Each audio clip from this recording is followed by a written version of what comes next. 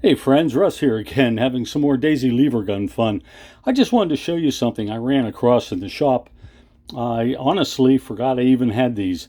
They're two receivers that are totally stripped out. I mean, there's nothing inside of these at all. I don't know if you can even tell down in here. Let me see if I can get this lined up. Not too good. But trust me, there's nothing in here. There's no spring, there's no trigger assemblies, there's no though these would have slide ports, and I'll tell you why in a second. No shot tubes, absolutely nothing in here. So these are two examples of a Model 107.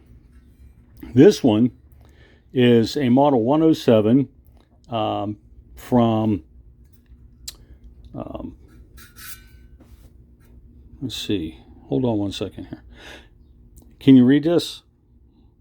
It has etched in here, Buck Jones. This is a Plymouth gun. It had bluing on it, and it is the Buck Jones Special. Nice scroll etching on both sides. If you can get a look at that, it's kind of hard to see. But this number 107 came from Plymouth, Michigan, and it was the Buck Jones Special. This is the number 107 also. It looks a little different because this one actually came at a later date from Rogers, Arkansas. Now, we all know that they didn't start kicking out production in Rogers, Arkansas until 1958 and thereafter. So anything that was prior to that came from Plymouth, Michigan.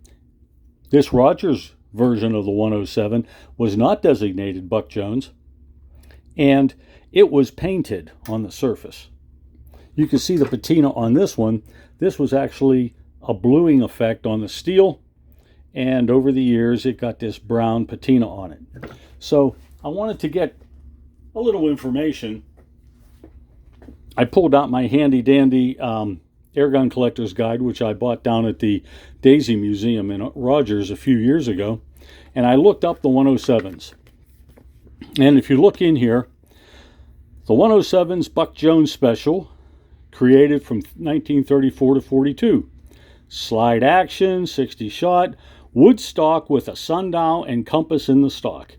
And we all know what that means, and we all know about the confusion in the movie and yada, yada, yada.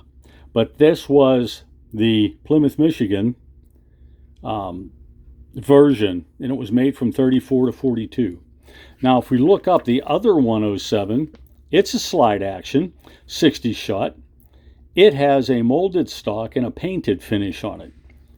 So that's the two different guns that were both using the same designation by Daisy. I just thought I'd throw this out there in case anybody was wondering why their 107 didn't line up with some of the things that they've seen as far as, let me move this over here, as far as references on them and so forth.